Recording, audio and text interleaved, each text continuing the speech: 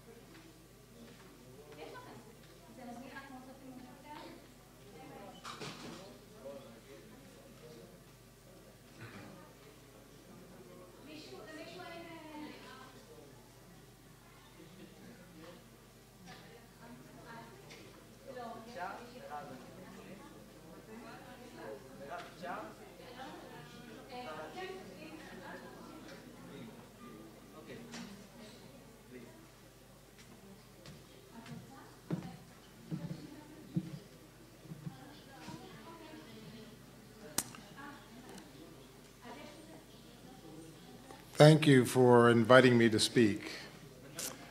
As Dr. Krem said, I'm from Johns Hopkins in Baltimore, which is about an hour from Washington, D.C.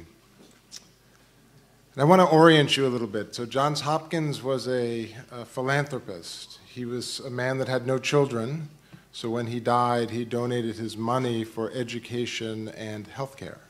So he created a university which was founded in 1876, and he founded a hospital which, or a hospital was founded in 1889. And the goal of the hospital was to care for the poor and all the community of Baltimore. Over time, it's grown. We now have a children's hospital, which is shown in the picture, the Bloomberg Children's Hospital, which is 205 beds. It has a 40-bed intensive care unit, a 45-bed neonatal intensive care unit. And we're the only cystic fibrosis center in Maryland, in the state of Maryland. So we have fish. What I'm going to talk to you about is cystic fibrosis from a personal view. So what you can do now, while waiting for the medicines that you've heard about to come, things that you can try to do to improve your health, or your child's health, or your family member's health, and to try to partner with the physicians and the care team to be able to get the most out of the therapies that you have right now. So you've seen this picture before. This is Danny, the little boy in the picture from 1989, grown up 25 years later. And this is the future of cystic fibrosis. It's people being diagnosed early in life, being healthy children, living to be adults, and having rewarding lives. That's what's happening at Johns Hopkins, and I'm sure it's what's happening here in Israel as well. This is the population of our CF center. The red is children, and you can see there are about the same number of children in the center over the past 10 years. The same number of children are born every year. It's a genetic disease. There's the same number of people in Maryland every year. But there are more and more adults as people live longer and healthier lives. There are currently about 250 children and about 350 adults that we take care of. I'm a pediatric pulmonologist, so I take care of mainly the children. But it's a transition that's taking place through all of healthcare, but led by cystic fibrosis in transitioning patients from pediatric to adult care. So I'm going to talk to you about a few things today and want you to take home a few sort of driving principles or thoughts. The first one, and probably the most important one, is that the goals that you set will determine the therapy that you use, and the therapies that the provider prescribes, and the therapies that you'll decide to take. If you decide that you're going to be healthy and have a normal lung function, then you will use therapies to get to that place. And so setting goals for lung function and for nutrition are really the hallmarks of how we take care of patients with cystic fibrosis. And we'll talk a little bit about those goals in a minute. But the other aspect of this is not only goals for sort of the end point, where do you want to be with your lung function nutrition, but some of the other parts of cystic fibrosis care, some of which you've already heard about. Early intervention, trying to prevent problems before they occur. Treating exacerbations early, preventing them if possible, but identifying them and treating them as soon as possible so that you can get the best outcome from that. And then trying to prevent infections. We all know that cystic fibrosis patients have bacteria in their lungs. Trying to prevent early colonization with bacteria is key to keeping people healthy. And then suppressing bacteria when they're there chronically is another key element. So a lot of this is in your hands. This is a study that's been going on at Johns Hopkins for many years, looking at twins and siblings with cystic fibrosis to try to figure out why they're different, why one twin might have good lung function while another twin might not have good lung function. And this is an example of that. These are identical twins. This is age on the bottom, and this is FEV1 and lung function here on the y-axis. And this is when they were living at home. The two twins and their lung function were very similar in many cases. They moved apart when the kids were in their 20s. And after that, there was a dramatic change, so that one twin did much better than the other twin. And it's data like these that suggest it's more than just your genetics. Everyone with cystic fibrosis has mutations in CFTR. And you just heard that there are differences in those mutations. But there are other genes as well that help control how healthy or how sick people are. genes that control infection and inflammation, or defense and inflammation, genes that control diabetes and other difficulty or ease of gaining weight. But when you analyze all these different things, what we found is that half of the lung phenotype, half of the FEV1 is due to your genetics. It's due to the CFTR mutation and other genes that may be affecting it. The other half is due to other things. Here it's talking about two different things, unique environment and common environment. So the common environment is where you live, what the exposures might have as a group. So both twins together live in the same house. But unique experiences are things that one person would have. Did they get the flu? Did they grow Pseudomonas? Did they take their medicines? And we're going to spend a lot of time on that aspect of all of this. But there's half of the lung function that you may have some control over. It's not all about the genetics, and it's not all fate and tells you where you're going to end up.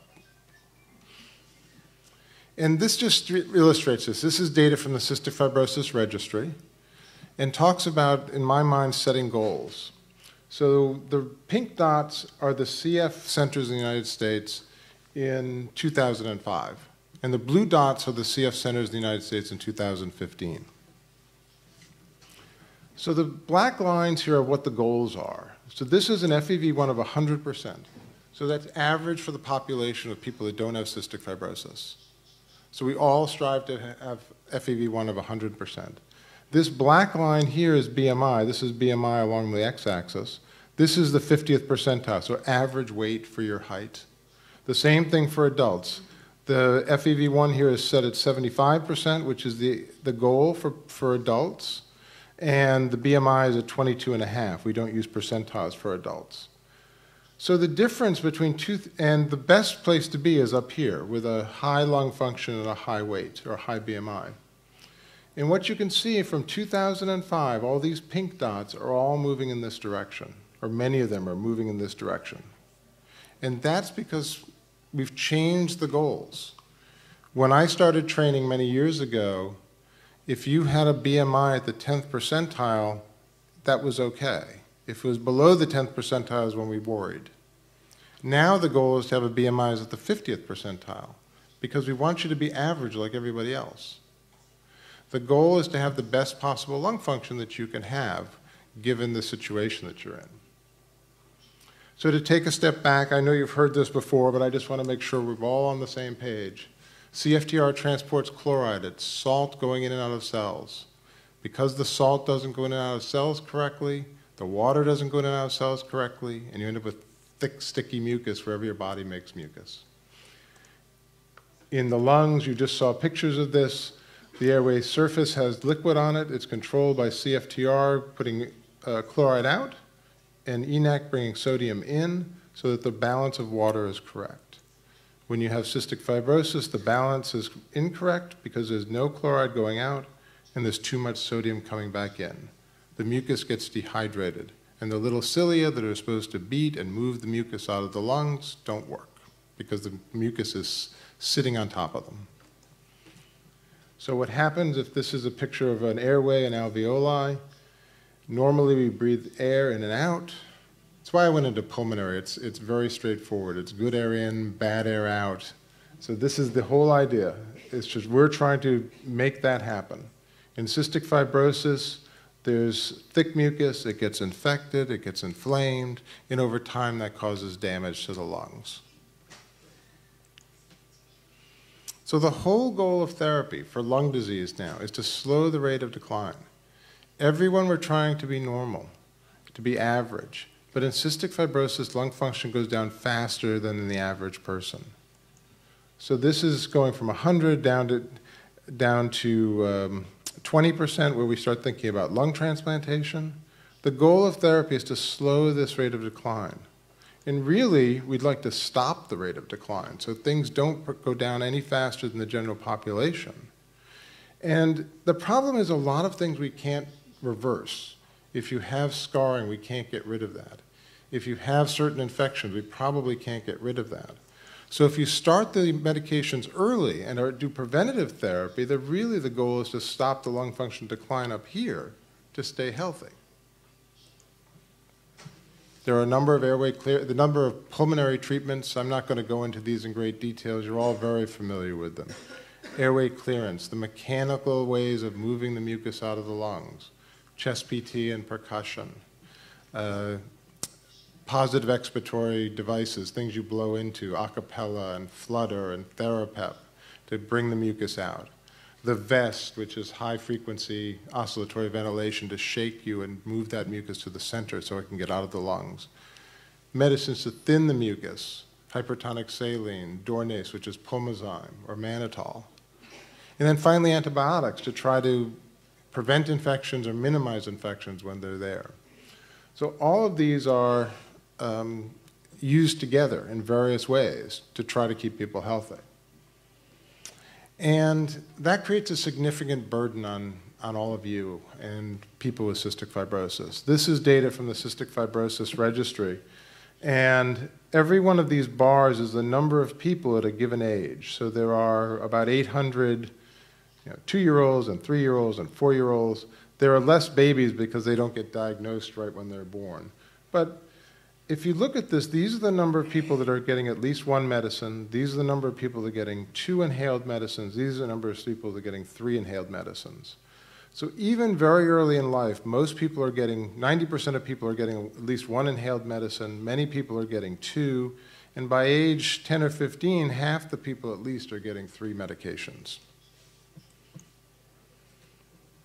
So when you think about adherence, having people take the medications the way I and Dr. Krem and others prescribe them, it falls into different stages. The goals, the challenges are different at each age. When you're younger, your parents help. They ensure that they have the medicine. They ensure that the medicine is there for you to do it. They remind you to do it. As you get into adolescence, then adherence really goes down dramatically. Part of this is because of the changes that happen with adolescence. It's becoming more independent. But other things as well that we'll talk about. And then it really doesn't get better until people get to be older and adults. And this really should be a little bit higher, as I'll show you. But it's not just adolescents that have trouble taking their medicines. It's adults as well.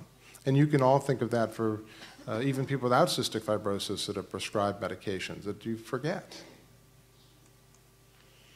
So this is a study we did at Johns Hopkins several years ago, looking at a group of 95 patients. And this data has been shown again in larger groups from the CF registry. It looks at how many people got their medications refilled, got it from the pharmacy.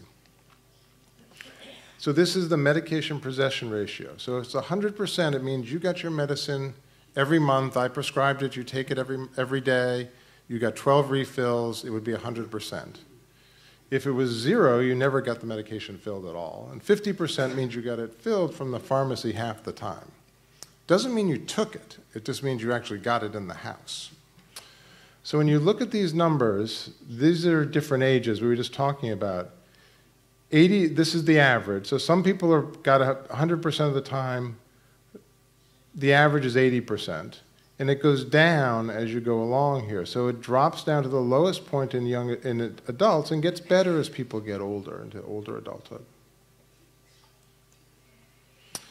And the problem with that is being non-adherent, not taking your medicines, leads to consequences. And that's not always obvious when you're sitting at home deciding whether to take something.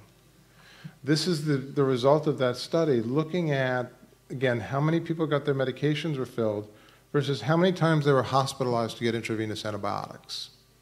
So this is people that had no intravenous antibiotics 1 to 2 times or 3 times. So the people that were hospitalized the most were the least likely to have their medicines. The people that weren't hospitalized were the ones that were more likely to have their medicines and therefore more likely to take them. The other part of this study was looking at lung function.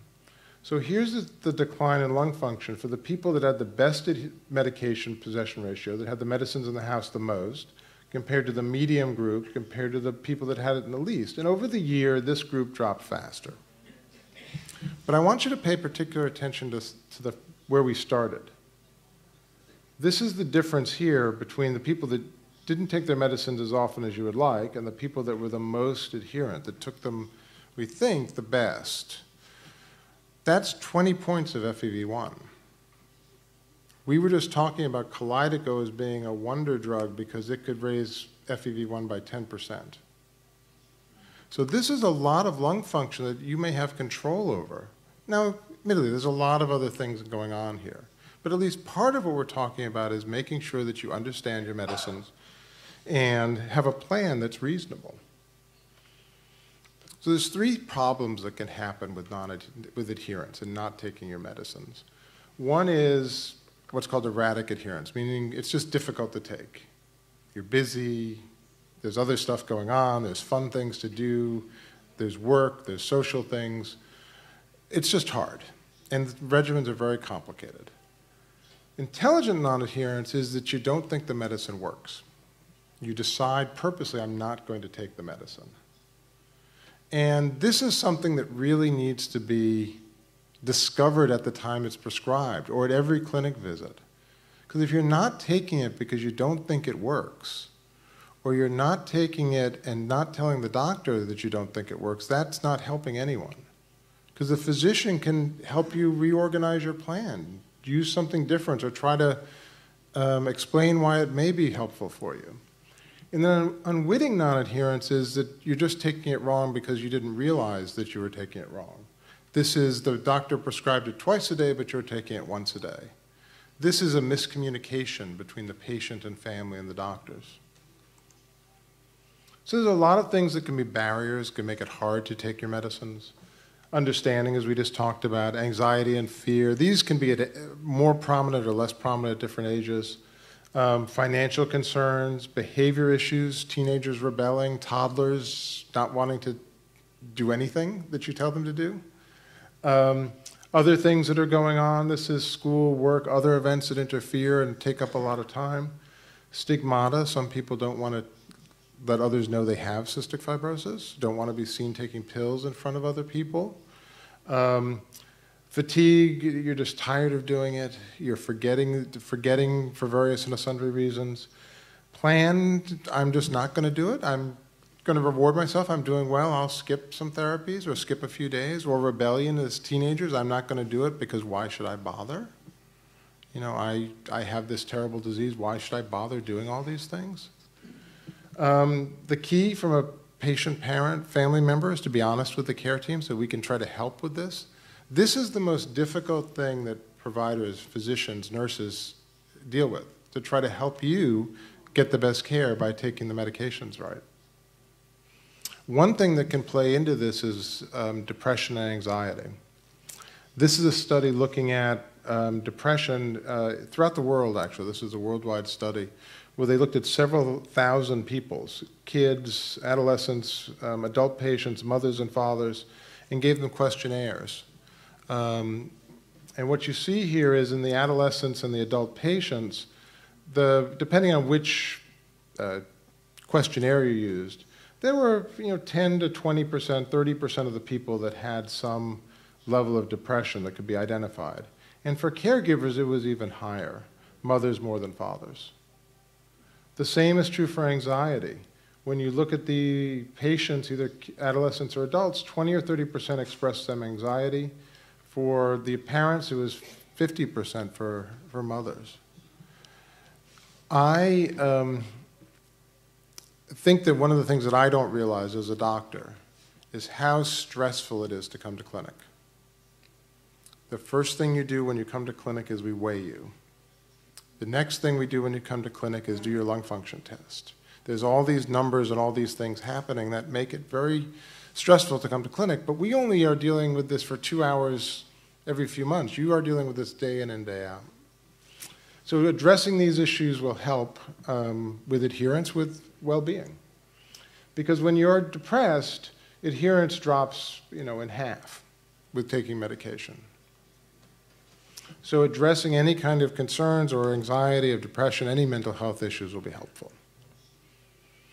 So improving adherence, understand why you're doing it, the purpose, how to do it, develop the simplest plan possible with you and your physician, get written instructions so you actually have something to refer back to after you leave clinic, Develop strategies to fit everything into your life. You don't want to revolve your life around the disease, but you do want to get things to fit into it. Treat any mental health issues and take advantage of resources that may be available. That's family, that's the society, that's friends, that's the physicians and the care team.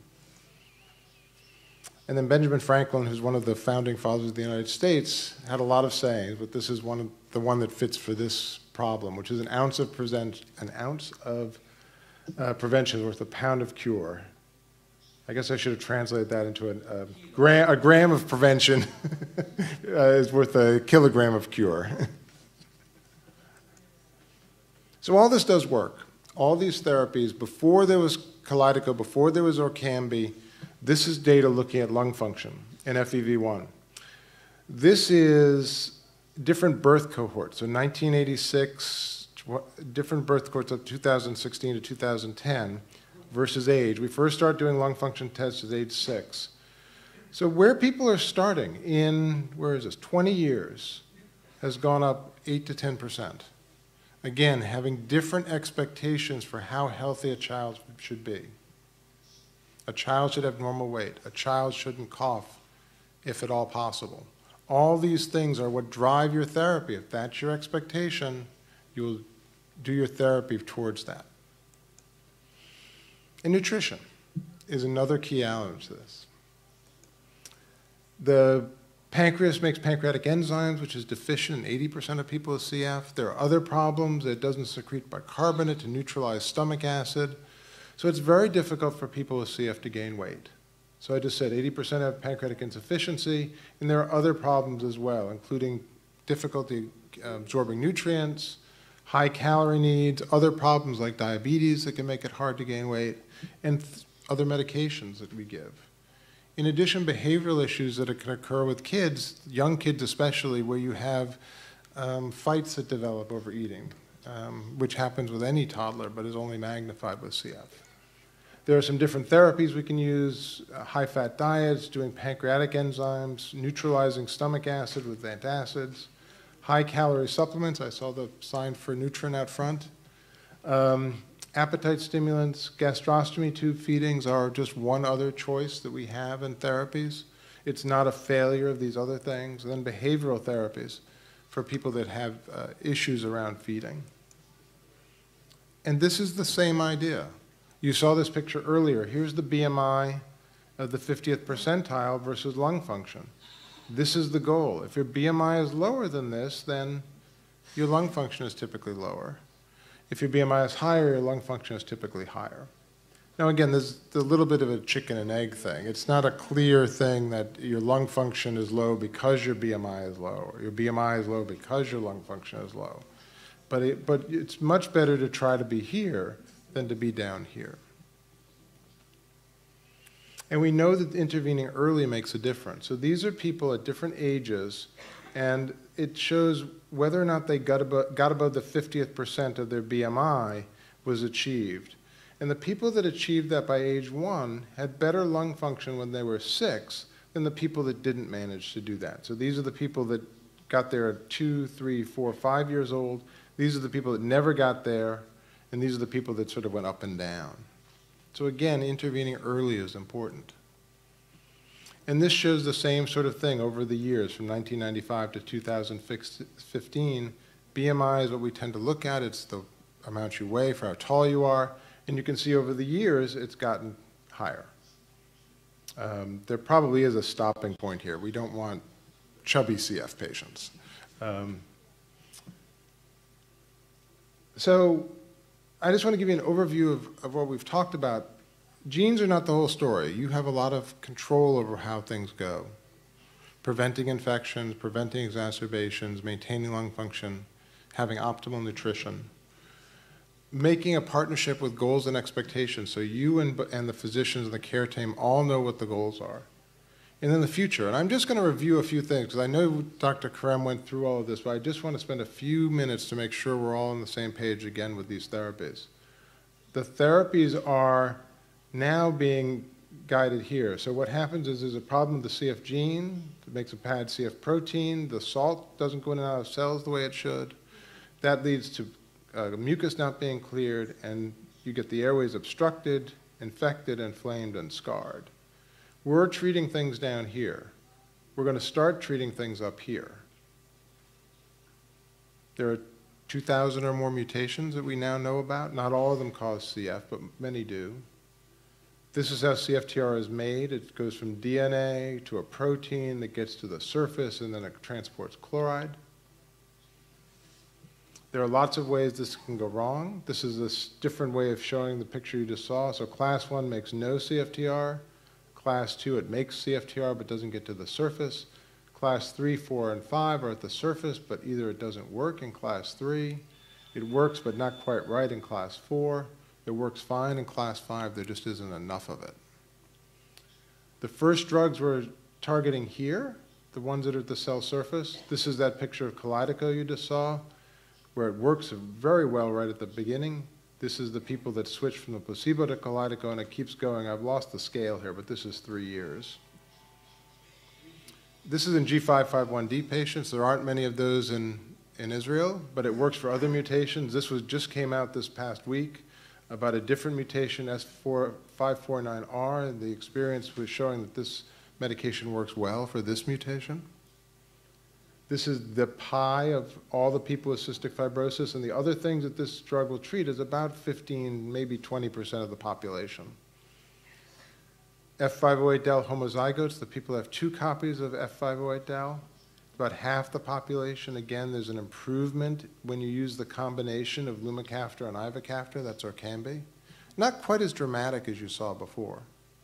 It does reduce exacerbations by half.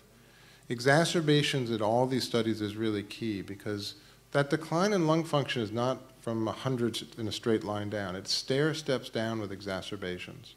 So if you can prevent exacerbations, you'll stay healthier. So that's this group, about half the population. It leaves this group down here that has 1 copy of F508del, and those are the drug trials that are going on now, lumacaftor, tezacaftor, and ivacaftor, and also the next gen. What the next gen means is 3 drugs together. And this is that group with F508del and other allele on the other side that doesn't really work at all. And here you see that just in a few patients, there's only 10 people altogether here, but you can see there's a big improvement in a week with this medication at VX152. It's so early it doesn't yet have a name, it just has a number. Another one they're testing is VX659.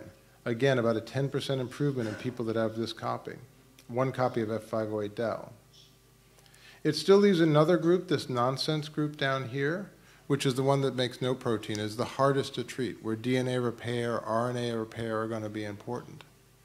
So these are all wonderful therapies that are here now, coming along, but I want to go back to something I said earlier. They're not going to reverse disease. They're not going to reverse scarring. So that's why it's so important to do what you can do now to get the most out of these drugs when they show up. And this is not that far away. The next-gen drugs are in phase 2. We're probably going to phase 3 trials in the spring. Tezacaftor, ivacaftor, which is another therapy for F508del homozygotes, is at the FDA now for approval. So probably will be approved early next year. That last group down here that doesn't make any protein is obviously the hardest one to do. You saw some exciting data that was really derived in Israel on making this mutation or creating therapy for this mutation. So some final thoughts. Cystic fibrosis care is very complex. The average person spends an hour to 2 at least when they're healthy to stay healthy. Patients, families, and the care team really have to partner together to be successful with this. Most of the care happens at home. So we admit people to the hospital, you come to clinic, but really it's at home that the vast majority of care takes place and where the success is really going to happen. You can improve the outcome of patients with CF now. There'll be new drugs in the future, which is really fabulous, but the drugs we have now are what has led to those improvements I've shown you in the last 10 to 20 years in therapy. Before the modulators, there's only been 1 drug approved for cystic fibrosis in the past 15 years. The new therapies are coming along, and future therapies will not reverse disease, however. And appropriate goals and aggressive therapy are the key to prevention and the key to success. So thank you very much for having me. I'm happy to answer any questions.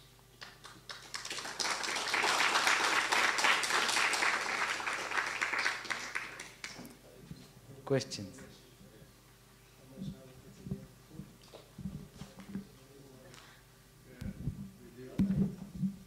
Has there been any study to check people that live in different areas where there's more air pollution?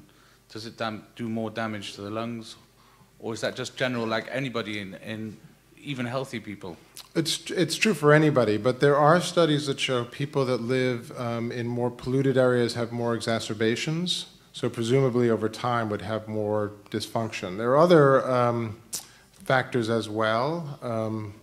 At least in the United States, different geographic regions play a role. So the more humid and hot a region, the higher the likelihood of infection and the higher likelihood of the lower lung function is slightly lower, but it's a small effect. I mean, it doesn't go into an environmental effect, like you said before. It does. It does go into that environmental effect, and some of that you can't control, obviously, with where you live. Yeah, but would it help if you go on holiday, like for 2 weeks, to a place with cleaner air? Would it have an effect, or it's just minimal? It's unclear. I have patients that swear by going to the beach. You know, they get away from the pollution, they get near the salt water, and they feel they are much healthier when they're there, and that effect lasts for some time. Thank you. Okay. The question was about air. Oh, I didn't put the question. הייתה שאלה על זיהום אוויר. האם זיהום אוויר יכול להשפיע? הפרופסור אומר שהיו מחקרים שהראו שיש אפקט, בעיקר יותר התלקחויות, וכמו שהוא הסביר בהרצאה, התלקחויות בהחלט זה פקטור מאוד משמעותי בבריאות לטווח ארוך. שאלה נוספת הייתה האם חופשה קצרה יכולה לעשות שינויים באוויר יותר נקי. הוא סיפר שהרבה חולים הולכים להתרענן מול האוויר נקי של הים, שיש בו גם את אדי המלח, אבל זה משהו כבר הרבה יותר מינורי. כן.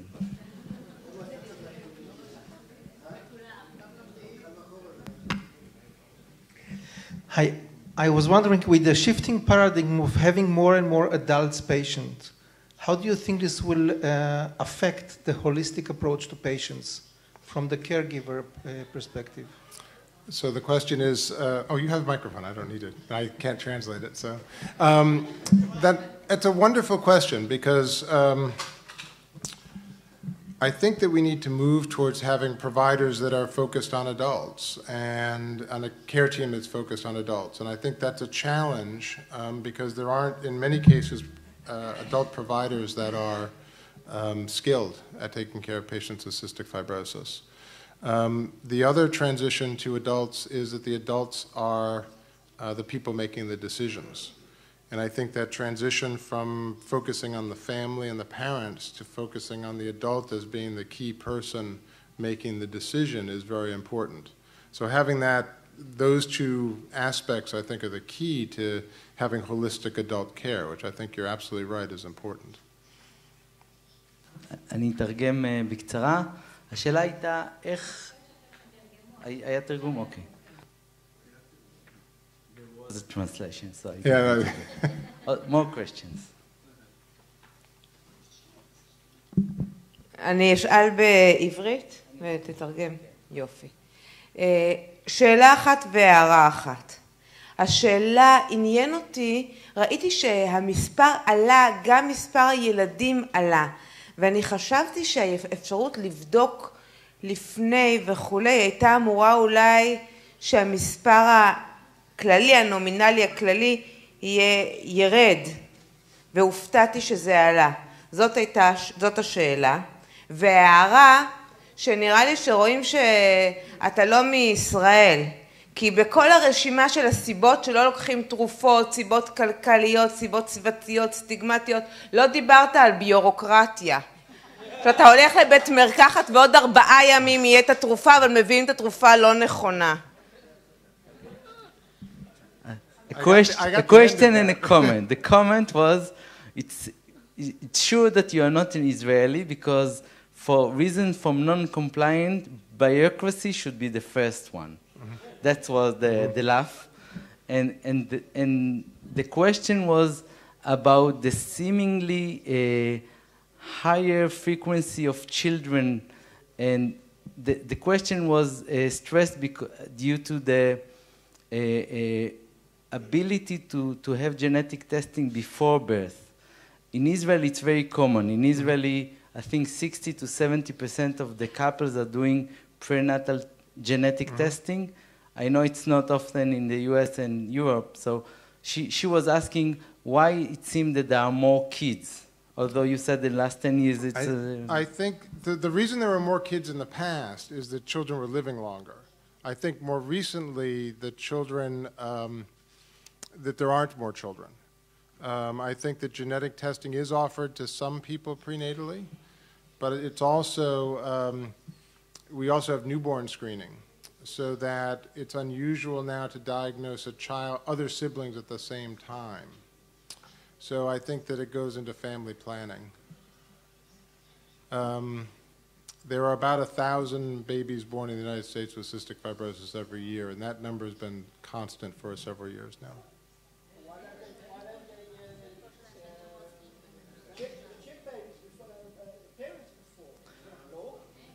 It's not law. So the question is, why don't they check the parents for, it's not for mutations. It's offered to pregnant women. About 1/3 of women take, at the last I heard, about 1/3 of women in the United States do testing. עוד שאלות. The other challenge I would mention with prenatal testing is it does not pick up all babies with cystic fibrosis, because it only picks up they only test for the most common mutations, so you can miss children that have more rare mutations. האם זה נכון, ולמה שבמרפאות בארצות הברית, שבאים לביקורת במרפאות מבוגרים, מתקבלת רק הדרכה לפיזיותרפיה ולא באמת פיזיותרפיה?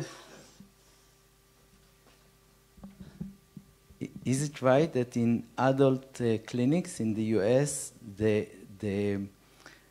there's only instruction of physiotherapy and not physiotherapy itself? It's not getting treatments there. That's correct. In the United States, parents do physiotherapy at home, so or for adults as well. So we would instruct them on how to do it, and they would have to do it on their own, at home on their own, which can be a challenge. In Israel, we are more... Yes. It's easier. Much easier. That would be a great benefit that we don't offer in the United States. עוד שאלות. Thank you. עוד שאלות? I just want one comment in Hebrew. אני רוצה רק שתבינו את המשמעות שלה. בארצות הברית המרכזים נמדדים בצורה מאוד מאוד יסודית, ויש הבדלים מאוד גדולים בין המרכזים. המרכז שפיטר מנהל זה מהמרכזים המובילים בארצות הברית, ובעצם המרכזים המובילים בו, התוצאות שם, האיכות חיים, רמת התפקודים של הילדים במרכז שלו הם מהגבוהים בעולם, או אולי הכי גבוהים בעולם. אז זה לתת עוד איזשהו תוקף לדברים שלו, שכשבודקים בצורה מאוד מאוד יסודית ומדעית את התוצאות, או את ההרכב של המטופלים שלו, אז זה פחות או יותר הכי טוב שאפשר. זאת אומרת, אנחנו קיבלנו פה את ה-best של ה-best. Just compliments in Hebrew about where you come from and the achievements of the Johns Hopkins Sleep Center. So it will have more impact, hopefully impact about. It's one of the best lectures I heard about CF. Oh, thank you. Well, thank you again for having me.